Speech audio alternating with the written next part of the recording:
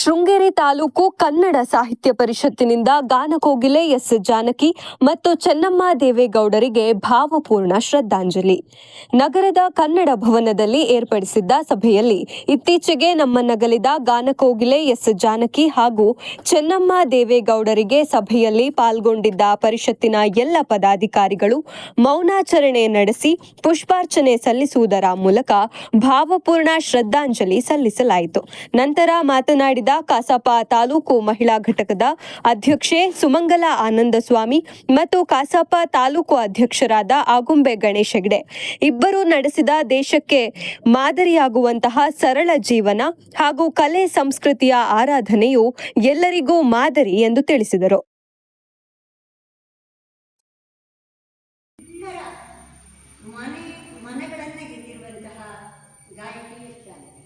ಸಾಮಾನ್ಯವಾಗಿ ಯಾವುದೇ ರೂಪದಲ್ಲಿ ಒಂದು ಜಾನಪದ ಇರ್ಬೋದು ಅಥವಾ ಇನ್ನು ಭಕ್ತಿಗೀತೆ ಇರ್ಬೋದು, ಚಿತ್ರಗೀತೆ ಇರ್ಬೋದು, ಎಲ್ಲವೂ ಕೂಡ ಆ ಇಂಪಾದ ಧ್ವನಿಯಲ್ಲಿ ಯಾರು ಬೇರೆಯವರು ಹೇಳಿದ್ದನ್ನು ಅನುಕರಣೆ ಮಾಡ್ಬೋದು. ಆದರೆ ಎಸ್ ಜಾನಕಿ ಹೇಳಿದಂತಹ ಯಾವುದೇ ಹಾಡುಗಳನ್ನು ನಾವು ಅನುಕರಣೆ ಮಾಡೋದು ಬಾರಿ ಕಷ್ಟ.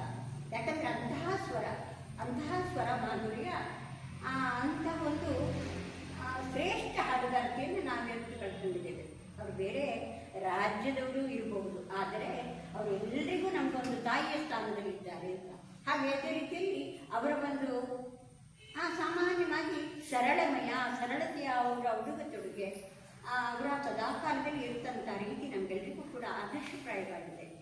ಹಾಗೆ ಇನ್ನೋರ್ವ ಮಾತೆ, ನಾವು ಚೆನ್ನಮ್ಮನವರ ಬಗ್ಗೆ ಹೇಳಿದ್ರೆ, ಮೊನ್ನೆ ಅವರು ಪ್ರತಿಯೊಬ್ಬ ಮನುಷ್ಯನನ್ನು ಯಾರು ಕೂಡ ಜೀವನದಲ್ಲಿ ಇದ್ದಾಗ ಅವರ ಹೇಗೆ ಬದುಕ್ತಾ ಇದ್ದಾರೆ, ಅವ್ರು ಹೇಗಿದ್ದಾರೆ ಅನ್ನೋದನ್ನು ತಿಳ್ಕೊಳ್ಳೋದು ಬಾರಿ ಕಷ್ಟ.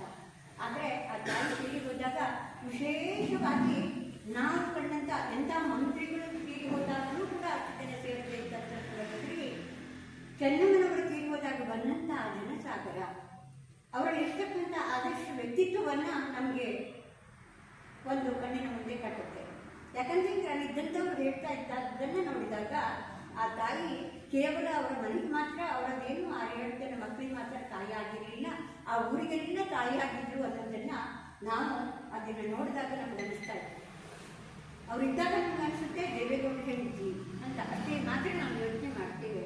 ಆದರೆ ಈಗ ಅವರ ನಿಧನದ ದಿನ ನೋಡಿದಾಗ, ಹಾಗೆ ಅಂತಹ ಅವರಿಗೂ ಒಂದು ಕೂಡ ಅಲ್ಲಿರ್ತಕ್ಕಂತಹ ಒಂದು ಆ ಗೌರವ ಮರ್ಯಾದೆಗಳನ್ನು ಕಂಡಾಗ ಅಂತ ಆದರ್ಶಮಯಿ ತಾಯಿ ನಮ್ಮ ಹುಟ್ಟಿ ಬರಲಿ, ಅವರ ಆದರ್ಶಗಳು, ಅವರ ನಡವಳಿಕೆಗಳು ನಮ್ಮೆಲ್ಲ ದೇಶದ ಮಹಿಳೆಯರಿಗೆ ಮಾದರಿಯಾಗಲಿ.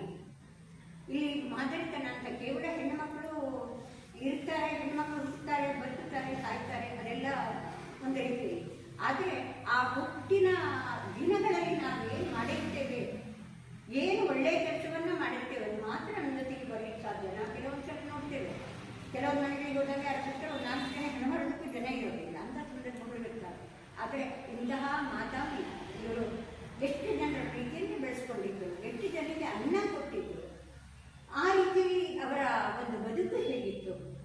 ಹಾಗೆ ನೋಡಿದಾಗ ನಮ್ಗೆ ಅನಿಸುತ್ತೆ, ಎಲ್ಲ ವಯಸ್ಸಾಗಿದೆ, ನಮ್ಮಲ್ಲಿ ಹೇಳ್ತಾರೆ ಕೆಲವರು, ಯಾರು ಸತ್ತೋದ್ರಮ್ಮ ಅಂತ ಹೇಳಿದ್ರೆ, ಇಲ್ಲಪ್ಪ ಹೋದ್ರು ವಯಸ್ಸಾಗಿದ್ರಿ ಅಂತಿತ್ತು. ಇನ್ನೊಬ್ಬ ತಾಯಿ ಹೇಗೆ ಬದುಕಬೇಕು ಅನ್ನೋದನ್ನು ತೋರಿಸಿಕೊಡೋದು. 23 ಕೋಟಿ ರೂಪಾಯಿ ಆಸ್ತಿ ಅವರು ದಾನ ಕೊಟ್ಟರು, ವಿಶೇಷವಾಗಿರ್ತಕ್ಕಂಥ ಅಲ್ಲಿ ಇರ್ತಕ್ಕಂತಹ ಒಂದು ಆ ಸಹಕಾರ, ಊರವರ ಸಹಕಾರ, ಅಲ್ಲಿ ಅಥವಾ ಯಾವುದೇ ಒಂದು ಅಧಿಕಾರಿಗಳ ಸಹಕಾರ. ಇನ್ನೊಂದು ನಾನು ಹೇಳುವಂಥದ್ದು, ನಾವು ಅಲ್ಲಿ ಕಂಡಂಥದ್ದಂದರೆ, ನಾವೆಲ್ಲರೂ ಕೂಡ ಬದುಕುವಾಗ ಅವನ ಅನ್ಕೊಂಡು ಇವನಿಗಾಗಲ್ಲ, ಇವನಿಗಂದ್ರೆ ಅವನಿಗಾಗಲ್ಲ. ನಾವು ಈ ಲೋಕಲ್ನಲ್ಲಿ ಯೋಚನೆ ಮಾಡ್ತೇವೆ, ಅವ ಕಾಂಗ್ರೆಸ್, ಇವತ್ತು ಬಿಜೆಪಿ, ಅವ ದಳ, ಆಮ್ ಆದ್ಮಿ, ಯಾವುದೋ ಒಂದು ಆ ಪಕ್ಷ, ಈ ಪಕ್ಷ, ಇನ್ನೊಂದು ಪಕ್ಷ, ಹತ್ತು ಪಕ್ಷಗಳು, ಎಲ್ಲ ಪಕ್ಷಗಳನ್ನು ಕಂಡಾಗ ನಾವು ಅಲ್ಲಿ ನೋಡಿದಂಥ ರೀತಿ ಅಂತ ಹೇಳಿದರೆ, ಆ ಎಲ್ಲ ಪಕ್ಷದವರು ಕೂಡ ಆ ತಾಯಿಗೆ ಶ್ರದ್ಧಾಂಜಲಿ ಸಮರ್ಪಣೆ ಆಗಿರ್ಬೋದು, ಅಲ್ಲಿ ಭಾಗವಹಿಸುವಿಕೆ ಇದೆಯಲ್ಲ, ಇದೇ ರೀತಿ ಸದಾಕಾಲವೂ ನಮ್ಮ ದೇಶದಲ್ಲಿ ಈ ರೀತಿ ನಾವು ಬದುಕೊಂಡು ಬಂದರೆ ಈ ದೇಶ ಉದ್ಧಾರ ಆಗ್ಬೋದು ಅನ್ನುವಂತಹ ಒಂದು ಆ ಸಂದರ್ಭ ಮತ್ತು ಅಲ್ಲಿ ನಡೆದಂತಹ ರೀತಿಗಳು ನಮಗೆ ಒಂದು ಮಾರ್ಗದರ್ಶನದ ರೀತಿಯಲ್ಲಿ ಕಾಣಲಿಕ್ಕೆ ಸಿಕ್ತು. ಅಂತಹ ಒಂದು ಅಪೂರ್ವವಾದಂತಹ ನಮ್ಮ ರಾಜ್ಯ ಕಂಡಂಥ ಅಲ್ಲ, ಇದು ದೇಶ ಕಂಡಂಥ ಇಬ್ಬರು ಮಹಿಳೆಯರು, ನಮಗೆ ಮಾರ್ಗದರ್ಶಕ ಮಾತೆಯರು. ಇವರನ್ನು ನಾವು ಇವತ್ತು ಕಳ್ಕೊಂಡಿದ್ದೇವೆ. ಮತ್ತು ಎಸ್ ಜಾನಕಿಯವರು ಕೂಡ ಹಾಗೆ ಹಿಂದಿನಿಂದ ತನ್ನನ್ನು ಯಾವ ರೀತಿಯಲ್ಲಿ ತಾನು ಬದುಕಿ ಇನ್ನೊಬ್ಬರಿಗೆ ನಾವು ಒಂದು ಮಾದರಿಯಾಗಿರ್ಬೇಕು ಅನ್ನೋದನ್ನು ತೋರಿಸಿಕೊಟ್ಟಂತಹ, ಅಲ್ಲಿ ಕೇವಲ ಹಾಡಂತಲ್ಲಿ ಯಾವುದೇ ರೂಪದಲ್ಲಿ ಕೂಡ ಆ ಹಾಡಿನ ಹೇಳುವಂಥ ರೀತಿ, ಸರಳತೆ, ಅವರ ಬದುಕುವ ರೀತಿ ನಮಗೆ ಮಾರ್ಗದರ್ಶನವೋ, ಅದೇ ರೀತಿಯಲ್ಲಿ ಗಾನದ ಸ್ವರೂಪದಲ್ಲಿ ಗಾನಮಯ ಆದಂಥ ಚೆನ್ನಮ್ಮನವರು ಕೂಡ ನಮಗೆ ವಿಶೇಷವಾದಂಥ ಒಂದು ದಾರಿದೀಪವನ್ನು ಕೊಟ್ಟಂಥ ಮಹಿಳೆ. ಇವರು ಇನ್ನೊಮ್ಮೆ ಈ ನಮ್ಮ ದೇಶದಲ್ಲಿ ಹುಟ್ಟಿ ಬರಲಿ, ಇಂತಹ ಮಹಿಳೆಯರ ಒಂದು ಮಾರ್ಗದರ್ಶನ ಎಲ್ಲ ಬದುಕಿನ ರೀತಿ ಇರ್ಬೋದು ನಮಗೆಲ್ಲರಿಗೂ ಕೂಡ ದಾರಿದೀಪವಾಗಿ ಇರ್ತಾರೆ ಅಂತ ಇಂತಹ ಕಾರ್ಯಕ್ರಮದಲ್ಲಿ ಮಾತಾಡೋದೇ ಅವಕಾಶ ಮಾಡಿಕೊಟ್ಟಂತ ನಮಗೆಲ್ಲರಿಗೂ ವಂದಿಸುತ್ತಾ ಸಿರಿಗನ್ನಡದ ಬೆಂಕಿ, ಸಿರಿಗನ್ನಡದ ಬಾಳ್ಗೆ ಎಂದು ನನ್ನ ಮಾತನ್ನು ಮುಕ್ತಾಯಗೊಳಿಸುತ್ತೇನೆ.